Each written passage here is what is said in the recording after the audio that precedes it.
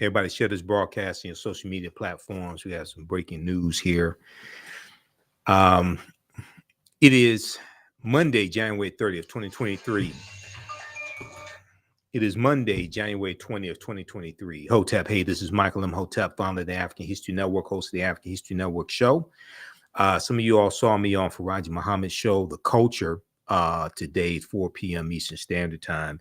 And we talked about the fallout from the Tyre Nichols video being released on Friday, January 27th. And we dealt with healing from this trauma. And we also talked about briefly, we talked about a 6th police officer being suspended. Okay. We also have some breaking news story from NBC News dealing with 3 Memphis paramedics fired for their response to the fatal beating of Tyre Nichols. So I'm going to go to this breaking news story first. Then we're going to come back to the then I want to come back to the story from then we'll come back to the story from dealing with the 6th officer. The 6th officer who was suspended. He is the white officer who was heard on a body camera saying, "I hope they stomp his ass. I hope they stomp his ass." Let's look at this story here from NBC News. Everybody share this broadcast on your social media platforms. Invite your friends to tune in also. 3 Memphis paramedics fired for their response to the fatal beating of Tyre Nichols. Three fire personnel who responded to the scene failed to conduct an adequate patient assessment, the Memphis Fire Department said on Monday. Okay, now 2 of them are African American, 1 is white. So this is the story just came out today, this evening. 3 paramedics who responded to the fatal beating of Tyre Nichols were terminated on Monday, January 30th. Monday, January 30th, after an internal investigation, the Memphis Fire Department said. Robert Long, Jamichael Sandrich, and Michelle Whitaker were found to have violated multiple department policies,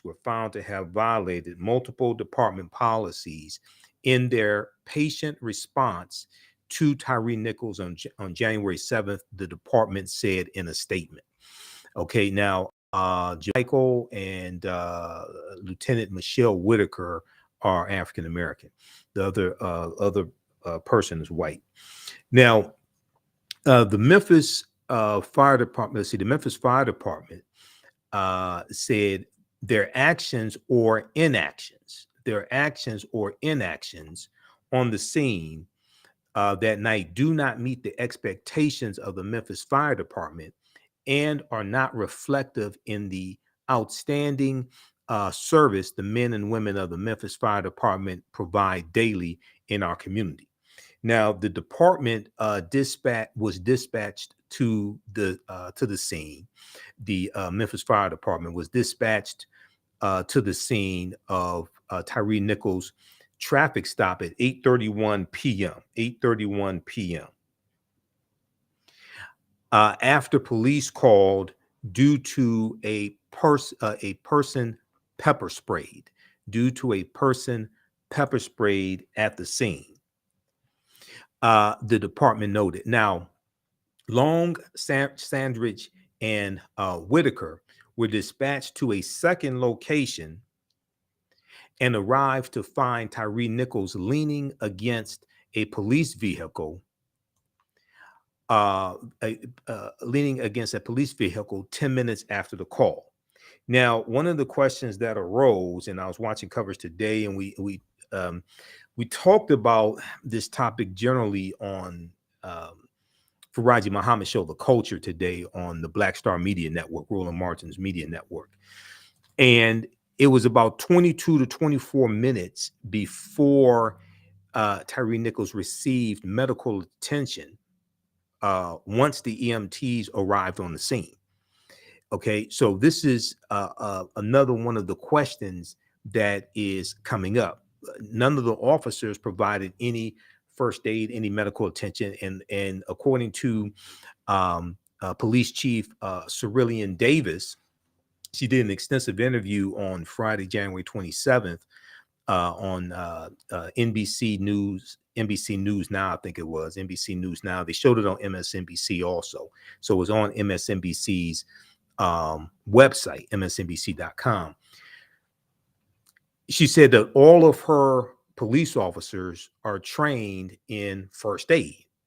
None of them on the scene rendered any first aid to Tyre Nichols. Okay, none of the police officers rendered first aid to Tyre Nichols. Now, here are the pictures of the 3 EMTs who were fired. From left, Robert Long is the white EMT, Jamichael Sandridge, the African-American male, and Michelle Whitaker, Lieutenant Michelle Whitaker, okay, African-American female. Now, Long and Sandridge responded to Tyre Nichols, while Whitaker and a driver remained in the vehicle. The Memphis Fire Department said, quote, "Our investigation has concluded that the 2 EMTs responded based on the initial nature of the call, that being a person pepper sprayed, and information they were told on the scene, and failed to conduct an adequate patient assessment of Mr. Nichols." Okay, our investigation has concluded that the 2 EMTs responded based on the initial nature of the call, a person being pepper sprayed, and information they were told on the scene, and failed to conduct an adequate patient assessment of Mr. Nichols. Now, voicemails left at phone numbers listed for Long and Whitaker were not immediately returned Monday evening. Sandridge did not immediately respond to an email requesting comment. The video released from the Nichols traffic stop showed officers exerting multiple uses of force against him, including pepper spray. The officers also appeared to punch, strike a baton, and seemingly kick Nichols in the face while he was detained. The videos were released on Friday, January 27th. Now, we know that Tyre Nichols was transported to the hospital in critical condition, where he died 3 days later. A cause of death has not yet been released. Now, police initially said Tyre Nichols was pulled over in a reckless driving stop. They said it was a traffic violation. This is what they said initially. Now, New York Times, there's an article. Well, first of all, on Friday, January 27th, when I was preparing to be on Roland Martin's show, because I'm on Roland's show every Friday, I watched the full interview that Police Chief Cerillian Davis did with NBC. And she said that she and the investigators have reviewed all the video footage. They reviewed cameras that were in that area. They reviewed all the video footage, and they cannot substantiate why Tyre Nichols was pulled over in the first place. They can't find any evidence of him driving the wrong way. The officers initially said he was driving the wrong way on the street. That's why they pulled him over. They said it was a traffic stop. She said they can't find any evidence of a traffic violation to pull him over. So police initially said Nichols was pulled over in a reckless driving stop, but Memphis Police Chief Cerillian C.J. Davis said her office has found no proof to substantiate the claim. And she said this in the interview with NBC News. Officers ordered Nichols on the ground, giving him conflicting commands before he ran away.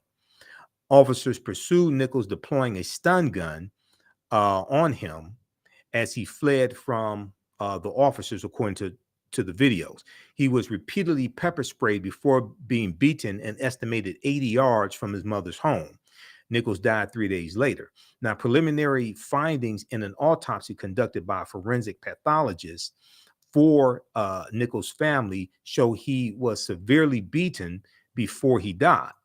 the family's attorneys have said the Shelby County Medical Examiner's Office has not yet released an official cause of death. Now, 5 officers, Tadarius Bean, Demetrius Haley, Emmett Martin III, Desmond Mills Jr., and Justin Smith were fired on January 20th after an administrative investigation found they had violated department policy on use of force. They had violated department policy on use of force. A 6th officer, Officer Preston Hemphill, was relieved of duty, police said on Monday. Now, Bean, Haley, Martin, Mills, and Smith, all 5 African-American police officers, were charged with 2nd-degree murder, 2 counts of unofficial misconduct, 2 counts of aggravated kidnapping, 1 count of official oppression, 1 count of official oppression, and 1 count of aggravated assault, prosecutors announced last week. Okay, so we know that this is a developing story. I have a number of articles that printed up on this, and I've been following this about History Network show as well. Now, if we look at there's a couple things I want to look at. We're going to go to the white police officer, Preston Hemphill, who was suspended today. We're going to go to that. Well, we found out he was suspended, I should say. We found out today that he was suspended.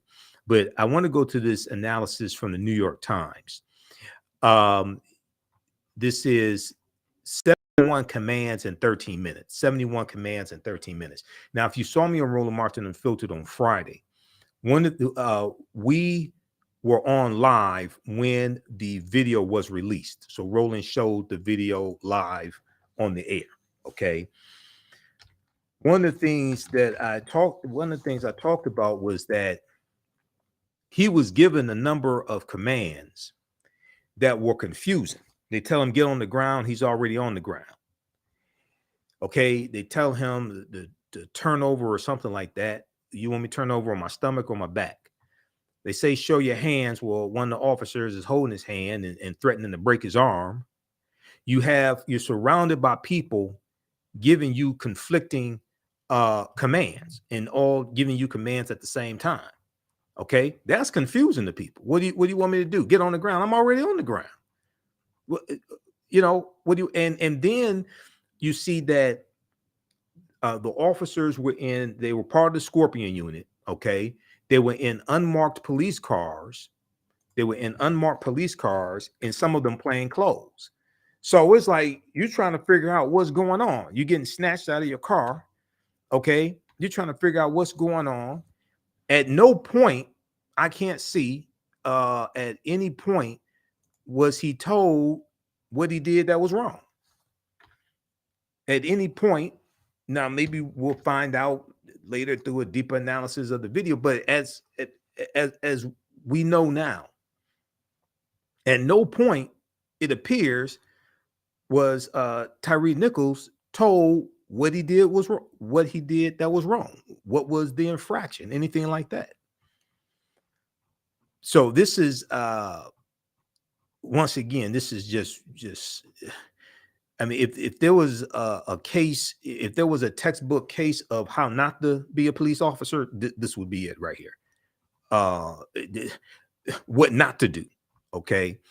So I want to go back to this here. So 71 commands in 13 minutes. Okay. That would confuse anybody. Now, if we look at this here, a New York Times analysis found that officers gave dozens of contradictory and unachievable orders to Tyre Nichols. The punishment was severe and eventually fatal. So police officers unleashed a barrage of commands that were confusing, conflicting, and sometimes even impossible to obey. A New York Times analysis of footage from Tyre Nichols' fatal traffic stop found. When Mr. Nichols could not comply, And even when he managed to comply, the officers responded with escalating force. The review of the available footage found that officers shouted at least 71 commands, during the approximately 13-minute period before they reported over the radio that Nichols was officially in custody. The orders were issued at 2 locations, one near Mr. Nichols' vehicle and the other in the area he fled to and where he would be severely beaten. The orders were often simultaneous and contradictory. Officers commanded Mr. Nichols to show his hands, even though they were holding his hands. They told him to get on the ground, even when he was on the ground. And they ordered him to reposition himself, even when they had control of his body. Experts say the actions of the Memphis police officers were an egregious example of a long-standing problem in policing, in which officers physically punish civilians for perceived disrespect or disobedience. Some officers physically punish civilians for perceived disrespect or disobedience, sometimes called contempt of cop. The practice was notoriously prevalent decades ago. Now, Jeffrey Alpert, a professor of criminology and criminal justice at the University of South Carolina, said it was far more rampant in the 80s when I started doing police work than it was in the 90s or 2000s. Even before body cams, cops were getting more professional and wouldn't make it personal, like it seemed to be in this case. This is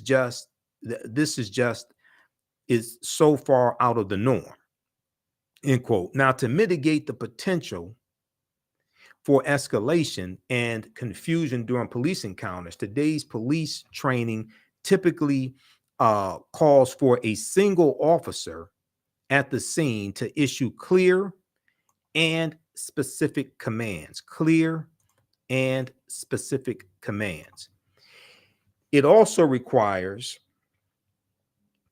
police officers to respond professionally and proportionately to any perceived act of defiance. But the New York Times review, let me increase the size of this here. But the New York Times review shows that officers did the exact opposite over and over. The available footage does not show any sign that the officers present intervened. Doesn't show any sign that the officers present intervened to stop the aggressive use of force. If anything, it shows the contrary.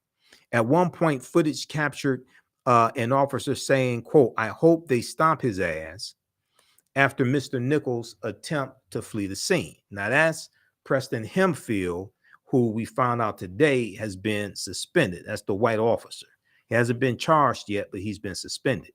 When asked for comment on the officer's conduct at the traffic stop, a spokesperson for the Memphis Police Department said, quote, "All information that is available at this point has been released. However, know that this investigation remains ongoing." Now, the Memphis Police Association also said it could not comment. Now, that's the union. That's the local union there in Memphis, Tennessee. The Memphis Police Association also said it could not comment because of the ongoing investigation. The New York Times analysis is based on footage from police body cameras and street cameras released by the city of Memphis and synchronized by the New York Times. So they go through and lay out four key moments in which officers punished Tyre Nichols for not complying with flawed commands. These video contains scenes of graphic violence, so confusing orders. You can read the rest of this. So they break down confusing orders, And the also, let's look at the next one. Contradictory commands. After fleeing on foot, Nichols is seen lying on the ground a few hundred yards away from his car, flanked by officers demanding that he give them his hands. But one of them is gripping his left arm and the other is holding his right arm. It's not clear how the officers expect Nichols to move. The third officer runs up with a can of pepper spray. You're about to get sprayed in the face. Good, he says. The others start punching Mr. Nichols in the face. Okay, these are just thugs. That's what these are just thugs. Orders not resisted. Orders not resisted. Two officers stand over Tyre Nichols, who is lying on his side and rubbing his eyes after being pepper sprayed 3 times. An officer kicks Mr. Nichols in the face. Tyre Nichols appears to be barely conscious or coherent, but officers treat him as if he is resisting orders. Okay, you tell him lay flat. You know, just ridiculous. Impossible orders as well, as was stated. One officer uses Tyre Nichols' handcuffed arm to pull his body from the ground and into a kneeling position. Then the other officer strikes him with a baton 3 times, yelling, "Give us your hands." Okay, but apparently his hands are handcuffed behind his back. Surrounded by 4 officers, he tries to move away from the baton. Okay, another officer says, "Give me your effing hands." But Tyre, with one officer pinning his arms behind his back, another gripping his handcuffed wrist, and the third punching his face, cannot comply. So read the rest of this here. These are domestic terrorists. 71 commands in 13 minutes. Officers gave Tyre Nichols impossible orders. Okay, now I want to look at that's from the New York Times. Good reporting, good analysis from the New York Times. And I have a subscription to the New York Times, so I read the New York Times every day.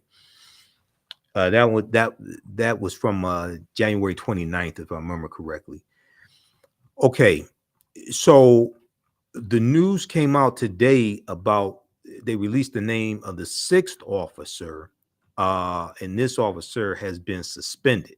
Okay, and let me try to find something here. Yeah, this officer has been suspended. Preston Hemphill, this is the white officer. This is the one who said, "I hope they stomp his ass." Okay, Preston better hope he doesn't go to prison. Preston better hope he does not go to prison, because it ain't gonna go too well for him in prison. I'll tell you that right now. Once his name gets out, it's not gonna go too well for him. Let's look at this here.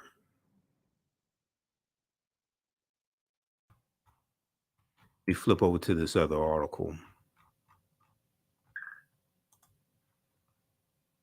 Okay, now this is from the Washington Post. Okay, let me just refresh the screen, make sure they didn't update, because there was an update a few minutes ago.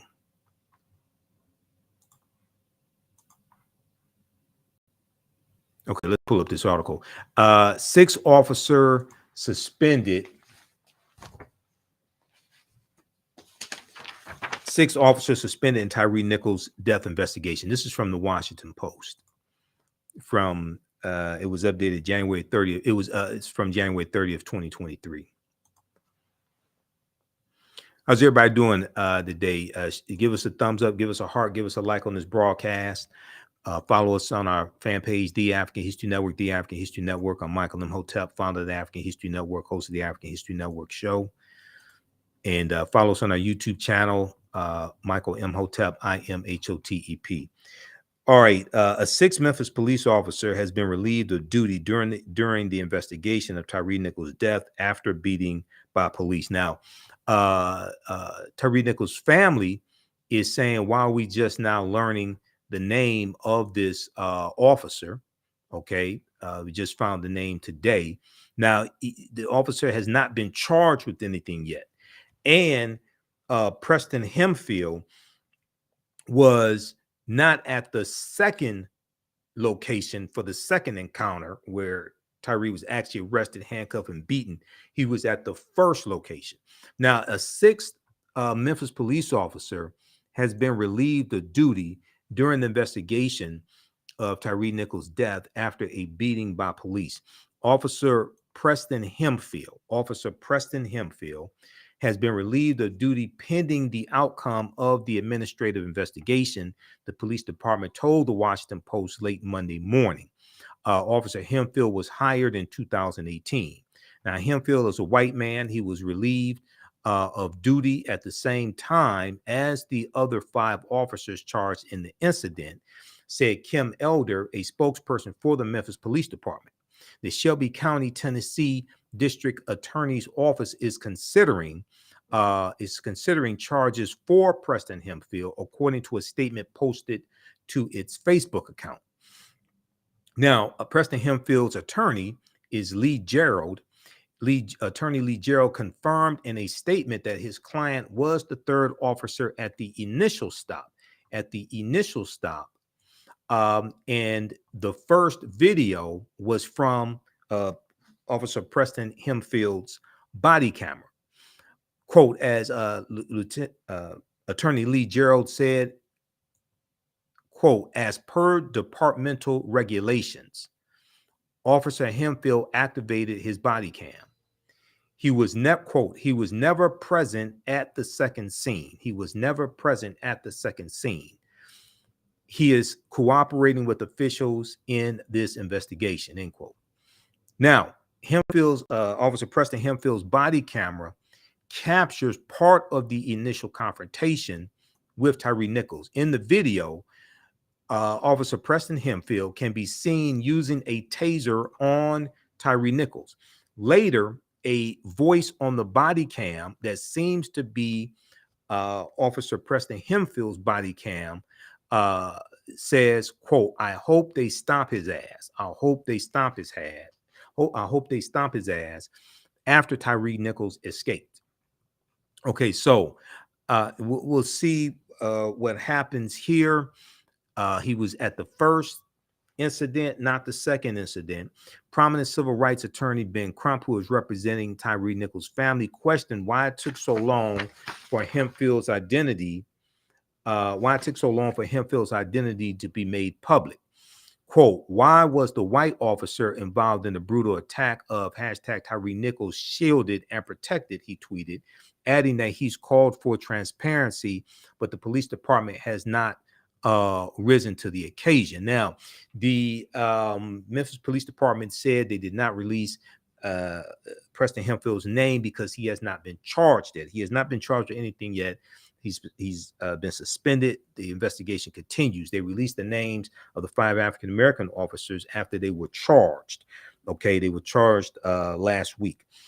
Now, they said the Memphis Police Department said that Preston Hemphill's name could be heard in the video, one of the videos on like one of the body camera videos. Here's the tweet from Attorney Benjamin Crump. Okay, so you can check this out. Why did it take so long? Okay, now Attorney Benjamin Crump has called on Congress to approve the George Floyd Justice and Policing Act. Now, we talked about this today on Faraji Muhammad's show, The Culture. Okay, so you'll see that video as well, which passed in the Democratic-controlled House in 2021, but failed in the Senate. As I said on the show today, the George Floyd Justice and Policing Act passed, it was March 3rd, 2021. It passed by a vote of 220 to 212. And all of the Republicans in the House of Representatives voted against the bill.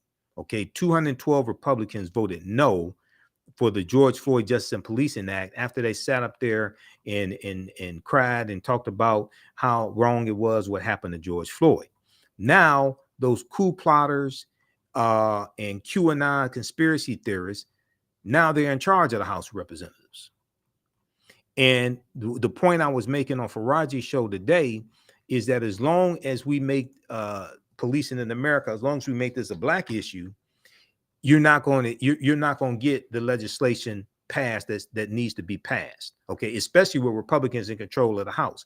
Then in the Senate, even though Democrats control the Senate, based upon Senate rules, it takes 60 votes to get a bill passed in the Senate, unless it is dealing with judges. Okay, then it's a simple majority, 51. Okay, so you need 60 votes. Okay, so if you have 51 Democrats, you have 51 Democrats in the Senate. That means you need 9 Republicans. Okay, well, the Black Tea Party Republican, Senator Tim Scott, he's the one who blocked the George Floyd Justice and Policing Act in the first place. Senator Tim Scott blocked the George Floyd Justice and Policing Act in the Senate when you had the negotiations in when you had the negotiations in 2020, when the negotiations were going on and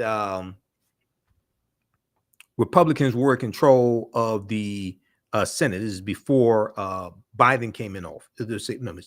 In 2021, I should say. I'm sorry. 2021, we had the negotiations, and Democrats had a slim majority in the Senate. It was 50-50 tie-breaking vote, Vice President Kamala Harris. There was an equal number of Democrats and Republicans on the committees, however. But the negotiations between Senator Tim Scott, Senator Cory Booker, Representative Karen Bass, Tim Scott comes out and lies in September of 2021 and says that the sticking point was defund the police. The Fraternal Order of Police and the International Association of Police Chiefs, they put out a joint memo right around September 25th, 2021, and said defund the police was not part of the George Floyd Justice and Policing Act. And they both those police unions supported the bill. Okay, so what I was saying on the show today is that as long as you make this a Black issue, you're not going to get these bills passed, especially in the Senate. And there's only 2.5 Black people in the Senate. There's only 2.5 African Americans in the U.S. Senate. And I say half because half the time Senator Tim Scott doesn't act like he's Black, because he consistently votes against policies that are beneficial to African Americans.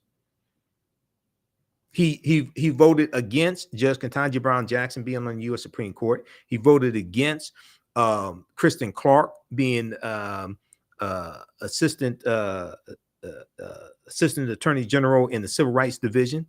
He voted against the John Lewis Voting Rights Act. He voted against the $1.9 trillion American Rescue Plan. Okay. He blocked the George Floyd Justice and Policing Act. All these things. This is Tim Scott in the Senate. Okay, now if we go back and look at this here, and there's a couple things I want to show you. The legislation aimed, the George Floyd Justice and Policing Act, aimed at combating police misconduct. It would limit qualified immunity policies that protect police officers accused of misconduct. It would create a national registry of sustained disciplinary actions against officers, and it would ban chokeholds and limit no-knock warrants, among other measures. Okay, aimed at combating police misconduct. Now, the most important thing that it would do is not listed here specifically. It's not listed here specifically because it would lower the standard that you could prosecute police officers at the federal level, and it would lower it from willful intent down to negligence or recklessness, however they phrased it. Willful intent is extremely hard to prove. Willful intent is extremely hard to prove. Now, if it goes to state of mind, and it's a civil rights violation, you have to prove that someone willfully intended to deprive someone of their civil rights. You have to prove that someone willfully intended to deprive someone of their civil rights. Not that they actually did deprive someone of their civil rights. You have to prove that they willfully intended to do it. Well, that goes to state of mind. That's hard to prove. If you lower the standard down to negligence or recklessness, now that's a lower bar, and that's easier to prove. So you can prosecute more officers and ultimately get more officers convicted. Well, qualified immunity. A lot of people talk about that, but I'm not sure if people really realize that qualified immunity is not a criminal charge. It's in civil court. It's just suing somebody for monetary damages. Nobody's gonna go to prison over that. Not only that, the police union is going to help them raise money for their attorney and help them raise money for the settlements, to pay the settlements. Okay, so qualified immunity should be removed, but that's not the most important thing in the George Floyd Justice and Policing Act. Lowering the federal standard and being able to prosecute more police officers, send more police officers to federal prison, which means they will be felons now. They have a felony record. Okay, they can't own firearms. They can't work in law enforcement anymore. That's a bigger deterrent than being able to sue somebody in civil court.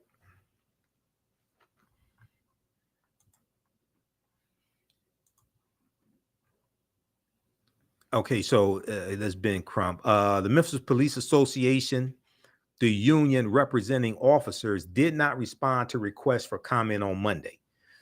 Now, they've been very quiet. Now, the 5 African-American police officers do not belong to the Fraternal Order of Police, just so people understand.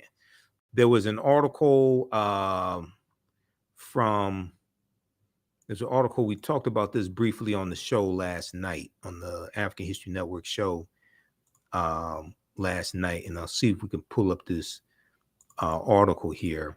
But they don't belong to the Fraternal Order of Police. So it's some other police union that they belong to. But the police unions in general have been pretty quiet on this. Okay, this article right here. Because I have this up in Firefox.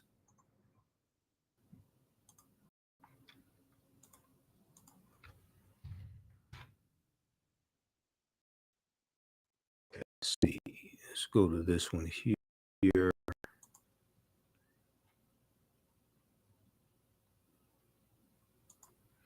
Let me pull this one up.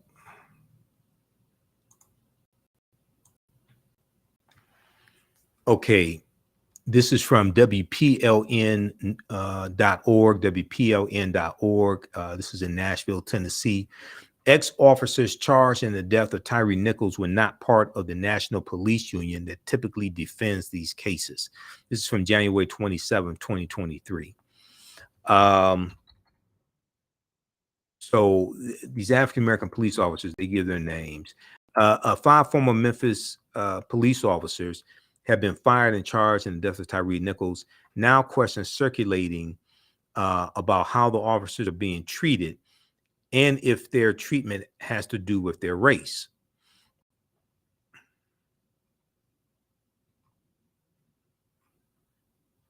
In many cases where an officer is charged with killing a civilian, the Fraternal Order of Police steps in to provide their criminal defense. That won't be the case for the Black former officers who were charged in the beating death of Tyre Nichols. That's because those officers are not members of the Fraternal Order of Police, the FOP. A spokesperson told WLPLN News that the former officers are not eligible for legal defense because the FOP does not represent them as a union. Quote, the event as described to us does not constitute legitimate police work or a traffic stop gone wrong. FOP President Patrick Yoes, Y-O-E-S, said in a statement, this is a criminal assault under the pretext of law. This is a criminal assault under the pretext of law. The FOP fraternal police, politicians, and activists across the country, across the state and country, have condemned the officer's actions. Body camera footage of the incident is scheduled to be released first, so we know body camera footage was released. So read this article here from WPLN News in Nashville, Tennessee. Ex-officers charged in the death of Tyre Nichols were not part of the National Police Union that typically defends these cases. Okay, so we have that. Now,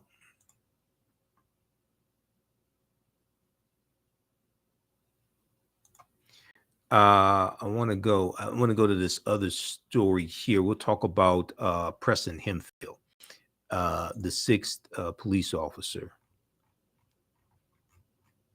Also, if you like this type of information, many of you all subscribe to the African History Network. If you like this type of information, you can support the African History Network, $ TheAHNShow through Cash App, $ TheAHNShow through Cash App. Also through PayPal, paypal.me/TheAHNShow. This helps us keep doing the research, stay on the air, keep broadcasting, pay some of the bills. And at our website, as I talked about on Faraji Muhammad Show today, visit our website because it has information about the online classes I teach on the weekend, online history classes, and a free Black History Month lecture that we have coming up online February 4th, 2023, Saturday, February 4th, 2023. 2 p.m. to 5 p.m. Eastern Standard Time. That's at our website, TheAfricanHistoryNetwork.com, TheAfricanHistoryNetwork.com. Okay, let's continue here. All right, so this article from Washington Post, 6 officers suspended in Tyre Nichols' death investigation. 6th officer suspended in Tyre Nichols' death investigation. Okay, and this is from Monday, January 30th, 2023. Let's go back to this article here. So the Memphis Police Association, the union representing the officers, did not respond to requests for comment on Monday. Now, you find, so that's very strange. Usually the police union has no problem making a comment, okay? When they don't want to make a comment on this, okay, it's because they know that is nothing that they can say that is going to sometimes they're just better off just saying nothing. Okay, is what are they gonna say? Let all the facts come out, or I mean, what are they gonna say? The 4 videos, which were edited by the police before being released, tell a different story from the Memphis Police Department's initial claims. Now, there's a good article from the New York Times that just came out that talks about this, okay? And this is something that I've been researching the past few days, but there's an article from the New York Times. We're going to go to that one in just a minute. The footage shows police pepper spraying, punching, and kicking Tyre Nichols, as well as dragging and tasering him. Now, the Memphis Police Department's initial statement had described a confrontation between Tyre Nichols and the police, followed by Nichols running away. Then the statement said another confrontation occurred. The statement read, quote, afterward, the suspect complained of having a shortness of breath, and he was transported to St. Francis Hospital. Now, there is no video footage. There is no video footage of the traffic stop because the officer who stopped Tyre Nichols was driving an unmarked car that was not equipped with dashboard cameras, said Police Chief Saralyn Davis. Now, while 5 officers were fired and charged in Tyre Nichols' death this month, the month of January, Memphis police have also suggested that more fallout was possible for others within the department.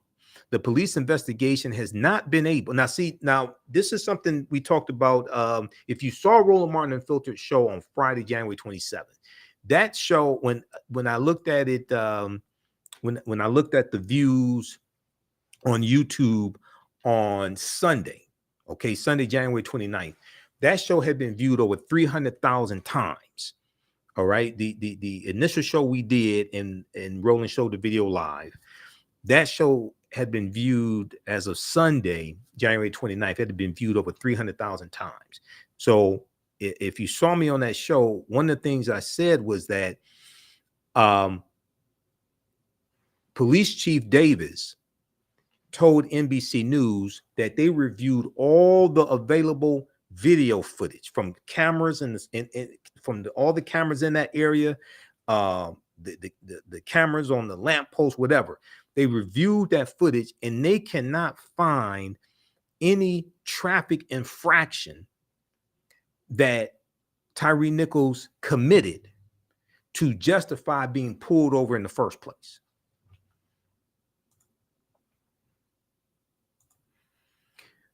The police investigation has not been able to confirm Tyre's alleged traffic violation. The officers claim he was driving on the wrong side of the road, Police Chief Davis said. Now, Police Chief Davis said last week in a video statement that the 5 officers were the ones, quote, directly, the 5 officers who were fired, the 5 African-American officers who were fired. Police Chief Davis said last week in a video statement that these were the officers directly responsible for the physical abuse. We know they belonged to the Scorpion Unit, which stands for Street Crimes Operation to Restore Peace in Our Neighborhoods. It was created in late 2021 by Police Chief Sarah Lynn Davis with the goal of saturating high crime neighborhoods with police. And we know it was shut down. They disbanded that unit on Saturday, January 28th, just a day after the police chief had defended the unit. Now, a spokesperson for the police told the Washington Post that because Officer Preston Hemfield, who is the white officer, because he is still under administrative investigation, they cannot reveal whether he was part of the Scorpion Unit. But she added other officers within the Memphis Police Department were being investigated for quote unquote department policy violations. Department policy violations. Police Chief Davis did not elaborate on the policies involved, nor did she specify the number of officers. Okay, so read the rest of this. Okay, and the Memphis Police Department internal policies note that being removed from duty does not automatically suggest wrongdoing, and that it, quote, should not be associated with a negative connotation, end quote. Okay, so read the rest of this article here.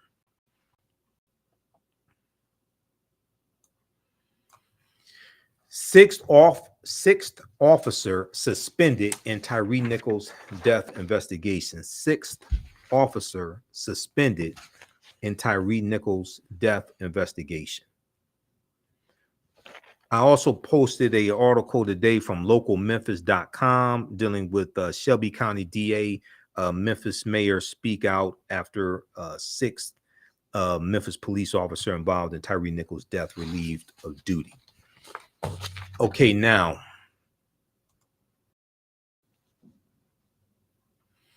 there was let me see something here. There was a piece that was an article from New York Times. And this is, from Monday, January 3rd, 2023. This one right here.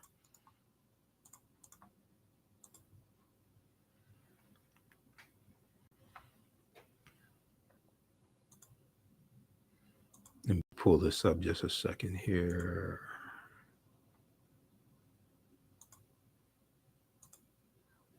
Okay, so this article deals with the initial traffic stop and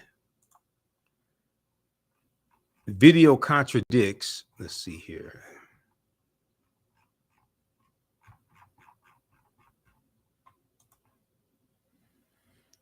Initial police report on Tyre Nichols' arrest is contradicted by videos.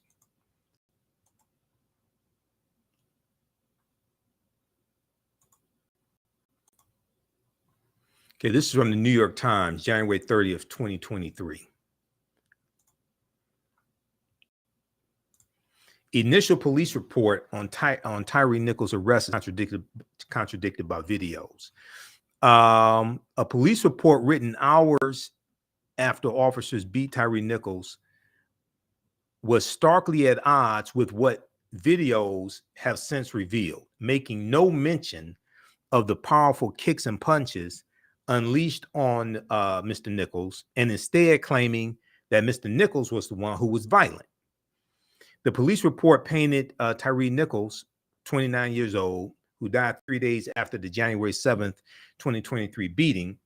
The police report painted him as an irate suspect who had, quote unquote, started to fight with Memphis police officers, even reaching for one of their guns. Now, there's body camera video. You see one of the black officers say that at the end, you see him say that Tyre tried to grab one of the other black officer's guns. Okay, and there's no evidence of that so far.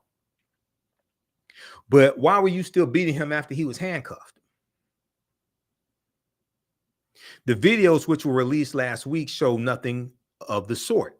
Instead, they captured police officers yanking Tyre Nichols from a car, threatening to hurt him, and then after he ran away, catching up with him and inflicting the deadly beating. Okay. All the while, it appears from the videos, Tyre Nichols never struck back. On Monday, the fallout from Mr. Nichols' death continued. The police department announced that it had suspended 2 more officers, in addition to the 5 who have already been fired and charged with murder in the beating.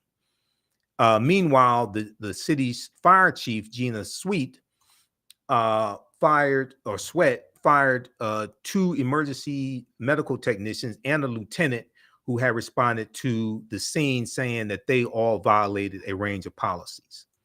Okay, so check that out as well. And then lastly, this piece right here, this is from thehill.com. See, this is what I've been saying about the George Floyd Justice and Policing Act, okay?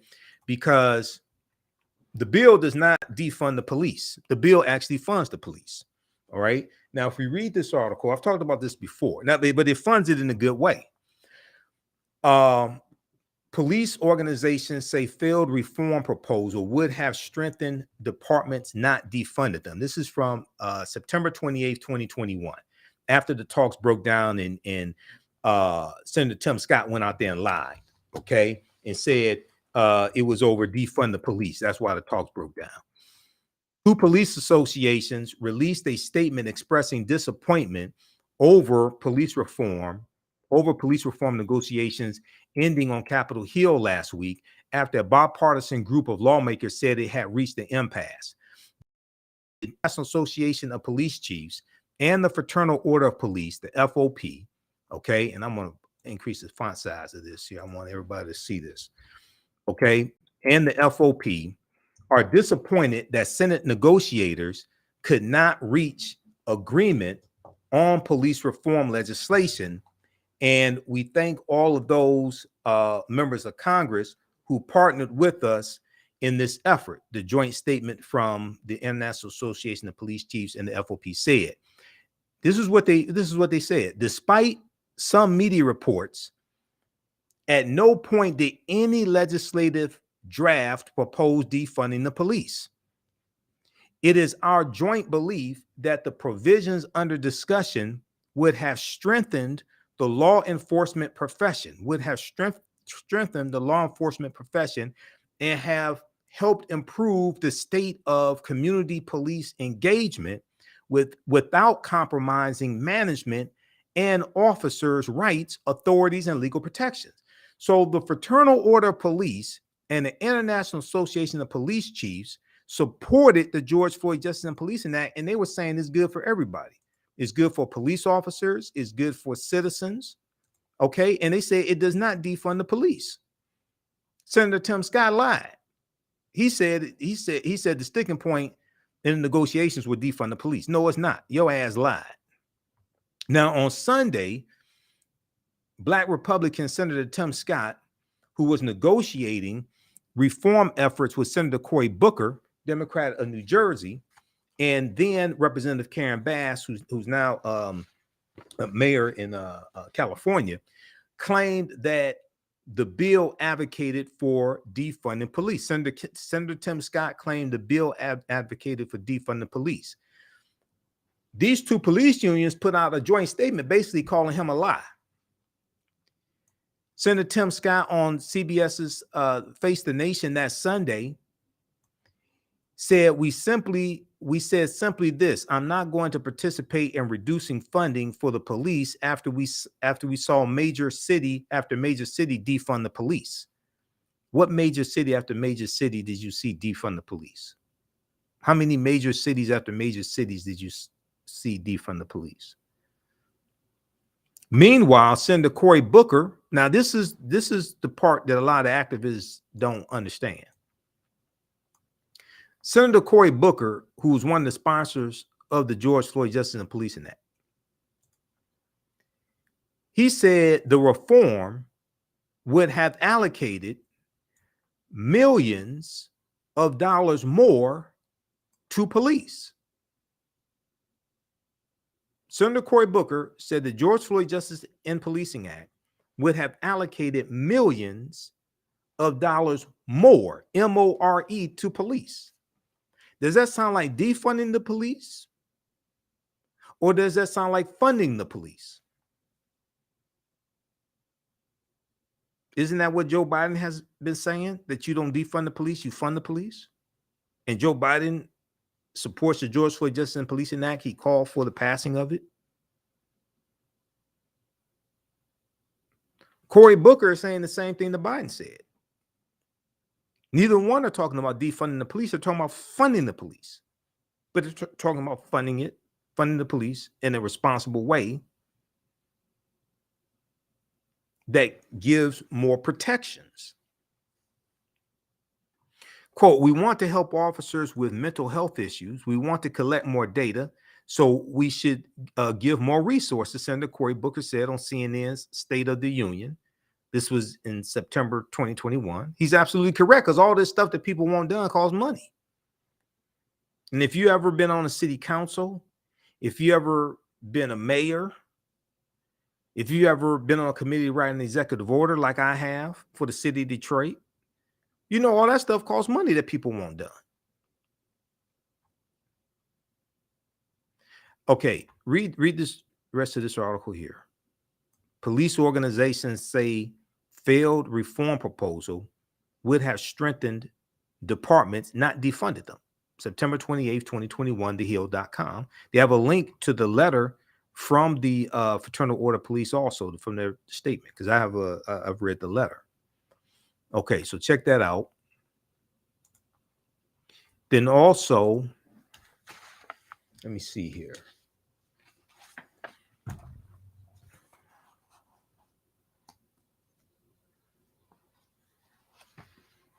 This one, there are other articles dealing with the same thing around the same time, September 28th, 2021. Okay. But what has to happen, what I was explaining on Faraji Muhammad's show today, is that if we look at Fatal Force is probably the most comprehensive database on police killings. Okay. Every year, more white people are shot and killed by police than African Americans. Okay, so let's look at this Washington Post. I've been looking at this since like 2015, since they started keeping track of this. Since this database was created by the Washington Post. Okay, I'm looking at this since 2015.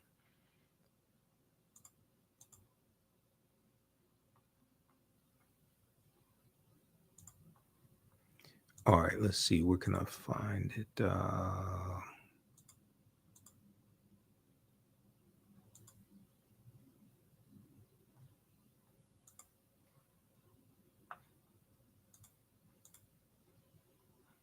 Okay.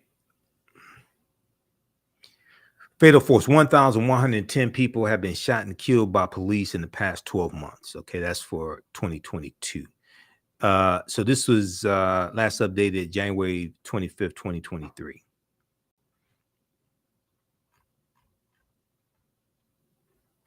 So you go through and look at this here. Black Americans are killed at a much higher rate than white Americans. Oh, so this is a database. You can go in this database. It tells you up to date how many people have been killed each year by police. Okay. See all victims. And they break it down, explore data. They break it down by category and they let you know whether the person was armed, unarmed.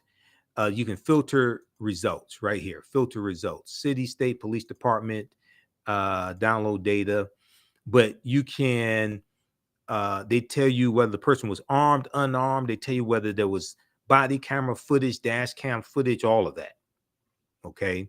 They go through and break this down. It's a comprehensive database of this deals with police killings. Now, Black Americans are killed at a much higher rate than white Americans. So 5.9 African Americans are killed per 1 million people each year. So 1,905 killed in 2022 by police. Let me see. Black people. Let's see. And you're looking at white people shot and killed. Let's see. 3,622. Let me see. Black people, much higher rate than white Americans. Although half of the people shot and killed by police are white, Black Americans are shot at a disproportionate rate. They account for roughly 14% of the U.S. population and are killed by police at more than twice the rate of white Americans. Hispanic Americans are also killed by police at a disproportionate rate. This is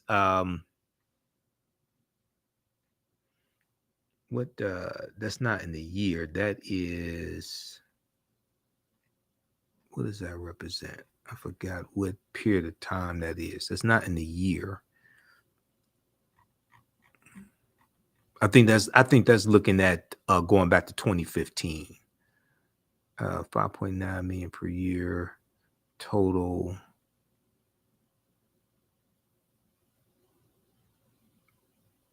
Okay, 2.3 per million per year, but that's not, these totals are not for the year. I think that's going back to 2015 when the database started. But we're almost 3 times, we're killed at almost 3 times the rate of white Americans. But when you look at raw numbers, there are more white people shot and killed each year than African Americans. Okay. So the question that we have to ask is, where is the body camera footage of all the white people shot and killed by police? Where is the dash cam footage of all the white people shot and killed by police? Okay. And if that information, if those videos were shown on MSNBC and CNN and Fox News, it would greatly change the narrative. Because as long as this is looked at as a Black issue, as long as this is looked at as a Latino issue, you're not going to get the necessary votes, especially with Republicans controlling the House of Representatives. But even in the Senate, with Democrats controlling the Senate, if all 51 Democrats vote for it, you still need 9 Republicans to vote because you need 60 votes in the Senate. Okay, because of the filibuster, you need 60 votes in the Senate. So what I was saying is that what I said on Faraji's show today is that they need to hold a Senate hearing and also a hearing in the House of Representatives. Bring in the white mothers of white people unjustly shot and killed by police. You got to change the narrative, because there's only 2.5 Black people in the entire U.S. Senate. If you just make this a Black issue, it's going to be easy to dismiss it. But when you start talking about all these white people shot and killed by police, and then you put these white senators at odds with people in their home state that they represent, And now you change the narrative because you start talking about, wait a second, this ain't just a black thing now. Police are killing white people also, and they kill more white people than us. But as long as this remains a black issue, you're not going to get the federal legislation that's really needed. Unless maybe African Americans are 60% of the House of Representatives and 60% of the U.S. Senate, then you'll get it. But the way it is now, no. You have to change. You have to change the narrative. Now, one of the things that needs to happen is that they should take George Floyd's name off the George Floyd Justice and Policing Act. No disrespect to George Floyd or the Floyd family. They should rename it the Law and Order Justice and Policing Act. The Law and Order Justice and Policing Act. Don't center the legislation around a person, because what happened was, first of all, you had some Republicans in the Senate who said that, well, since there was a settlement paid to the Floyd family, $27 million, rightfully so, deservedly so, and because Derek Chauvin was tried and convicted, well, now they got some justice, so maybe you don't have to change the law. See, some of the Republicans' argument was, yes, it was a tragedy he was killed, but the law works because the killer was convicted. Whereas many of us were saying we want to prevent another George Floyd from happening. So you have to change the laws. So when you center that legislation around a person, if that person rightfully so gets some justice, whether you got a whole group of people who have to vote on that bill who say, well, look, it's what else you want? No, that was just a one-off. No, you don't have to change the laws. No, look, they got justice. Look, Derek Chauvin's in prison. Look, they got money. That's the problem with centering the legislation around a person. No, call it the Law and Order Justice and Policing Act. Take the person's name off of it. Bring in all those white mothers into the Senate, into the House of Representatives, showing pictures of their children who were shot and killed unjustly by police, and their loved ones shot and killed unjustly by police, and change the face of the victims of police misconduct. But as long as it just remains a black issue, you ain't gonna be able to get these bills passed, because you have a lot of white people in this country who, even though they say, oh, what happened to George Floyd was terrible and that should not have happened, what happened to Tyre Nichols was terrible, but generally speaking, they say, oh, police have to be hard on those people, have to be hard on African Americans and Latinos, because they're protecting us from them. They're protecting white people from these criminals. So they'll give them a pass. Just keep them out of our neighborhood. Just keep that stuff on the south side of Chicago. Just keep that stuff on the east side. Don't let it come over here. Do what you have to do. Keep those Negroes over there.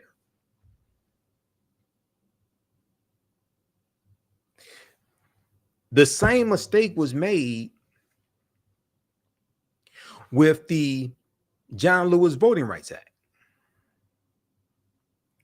And this is what I was saying on Roland Martin's show, on my show, the African History Network show. The fight for a Voting Rights Act in 2022, 2021 is a different fight than 1965. Stop trying to make this Selma 2.0. Because that fight in 1965 was directly because of what happened in Mississippi in 1890 at the Mississippi State Convention, where they rewrote the Mississippi State Constitution to impose poll taxes and literacy tests, targeting African Americans. After Reconstruction ended in 1877, targeting African Americans, and they were operating based upon so in Alabama, where Selma is in Alabama, the Alabama state constitution of 1901 codified white supremacy, and it imposed poll taxes and literacy tests, things like this. So you're going to see these southern states, these former Confederate states, rewrite their state constitutions to impose poll taxes, literacy tests. In some cases, like in Louisiana, 1898, the grandfather clause. And the grandfather clause basically stated that if your grandfather could not vote prior to 1867, okay, because he was a slave, okay, then that means you can't vote. And that was specifically created. The grandfather clause was specifically created to not disenfranchise poor white men who could not pass the literacy test, because you had a lot of poor white men who were illiterate who couldn't pass the literacy test to vote. So they created a loophole for poor white men who were illiterate called the grandfather clause. Okay, so the reason why you needed the Voting Rights Act in 1965 is to make illegal what happened in Mississippi in 1890 and Oklahoma and South Carolina 1895 when these states rewrote their state constitutions and targeted the African Americans. Now, this article right here from the Washington Post, the Mississippi plan to keep blacks from voting in 1890. We came here to exclude the Negro because what Mississippi did was called the Mississippi Plan, and this became the model for subjugation of African Americans when it came to voting rights throughout the South. All the other Southern states adopted similar laws. Okay, they talk about Solomon Saladin Calhoun, who was the white county judge who presided over the Mississippi State Convention of 1890.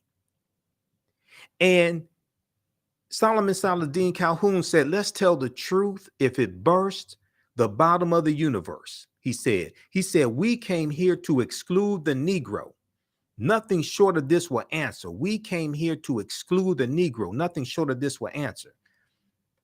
So delegates eventually adopted a literacy test and poll tax geared to suppress the black vote in a state that had an African-American majority. African Americans were the majority of the population of the state of Mississippi as a legacy of slavery in 1890. And they changed the state constitution to suppress the African-American vote. And they did this throughout the South. So we get wiped out of the state legislatures. We get wiped out of Congress. So by 1900, the only African-American left in the House of Representatives is George Henry White of North Carolina. And he's going to introduce an anti-lynching bill, the first anti-lynching bill. It took 122 years for us to get a federal anti-lynching bill passed. 122 years. When it passed the House and the Senate in 2022 and signed into law by President Joe Biden, it took 122 years for us to get a federal anti-lynching bill. There was a silent march in 1917 down Fifth Avenue in Manhattan, organized partly by James Weldon Johnson of the NAACP. And James Weldon Johnson was the one who wrote the lyrics to Lift Every Voice and Sing, which became the Black National Anthem. He wrote the lyrics to that. Okay, there was a silent march 1917 demanding a federal anti-lynching law, and that was partly because of the East St. Louis race riot of 1917, but because of the increase in lynchings that were taking place at the beginning of the Great Migration, where you have African Americans moving up north and eventually going to move out west as well. Okay, so all this history is all connected to directly connected to what's taking place today. And these battles we're still fighting today. So the more you understand about history, your understanding of politics, laws, and policies is directly related to your understanding of history. Unfortunately, One, Americans are very ignorant of history. That's how Donald Trump got. They're very ignorant of history and politics. Which is how Donald Trump got like 74 million votes in 2020. But for African Americans, a lot of this stuff we don't understand history or law.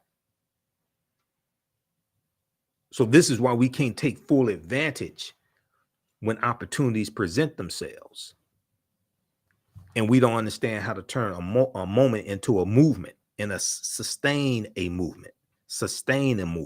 Understanding that politics is the legal distribution of scarce wealth, power, and resources, and the writing of laws, statutes, ordinances, amendments, and treaties, their adoption, interpretation, and enforcement. And politics impacts every aspect of your life, from the water you drink to the food you eat to the air you breathe to the infrastructure in your city and the road you drive down the street to be able to go to work or to go to your business. So you have a lot of people who talk about economic empowerment, these economic empowerment gurus out here, things like this. I'm all for economic empowerment. My degree's in business administration with a major in marketing from Wayne State University here in Detroit. I taught entrepreneurship for 7 years, did business consulting for 7 years. I'm all for that. But also, I managed African-American owned companies that had government contracts for the city of Detroit, county of Wayne, and state of Michigan. So I got to see how your economy is shaped by politics and laws, and how your business is dependent upon a healthy economy. All right. Give us a thumbs up. Give us a heart. Give us a like on this broadcast. You can support the African History Network, $ the AHN Show through Cash App, $ the AHN Show through Cash App. Also through PayPal, paypal.me/the AHN Show. So your support helps broadcasts like this happen. Visit our website, TheAHNHistoryNetwork.com, TheAHNHistoryNetwork.com. We have a free we have a free lecture that I'm doing to kick off African American History Month. It is Saturday, February 4th, 2023. Okay, it's going to be 2 p.m. to 5 p.m. Eastern Standard Time, and we're going to deal with the this year's theme for African American History Month is Black Resistance. Black Resistance has been an annual theme going back to 1928.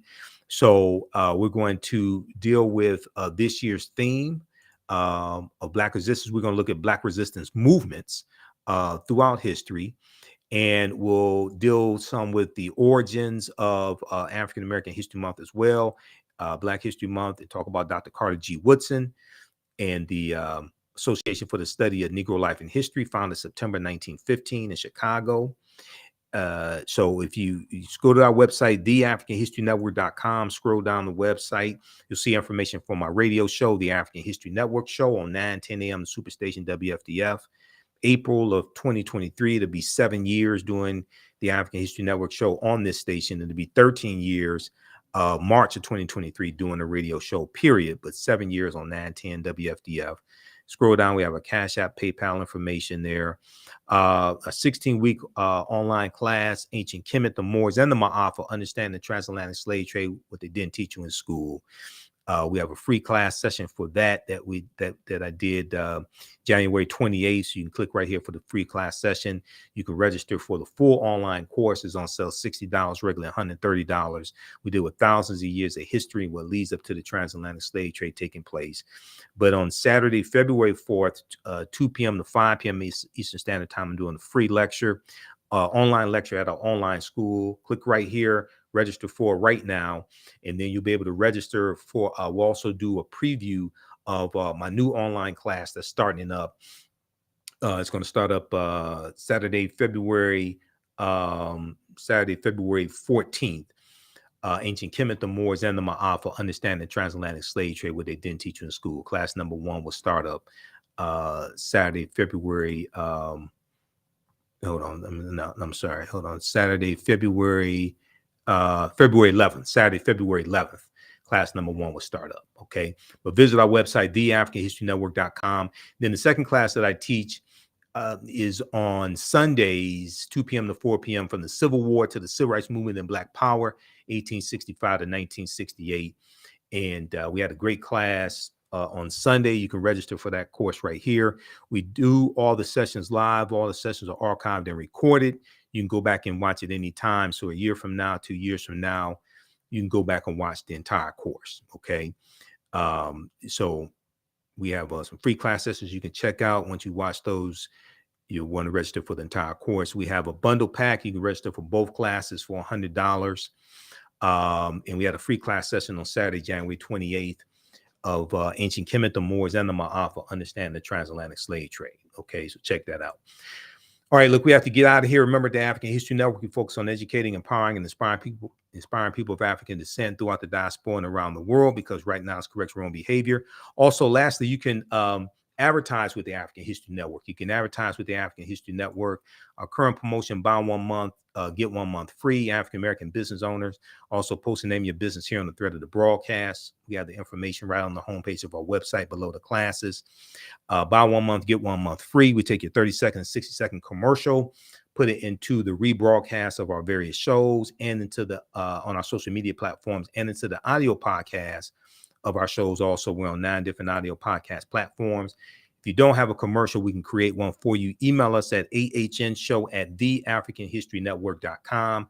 AHNshow@TheAfricanHistoryNetwork.com. All right, right now it's correct wrong behavior. It's not over till we win. Wakanda forever. We'll talk to you next time. Peace.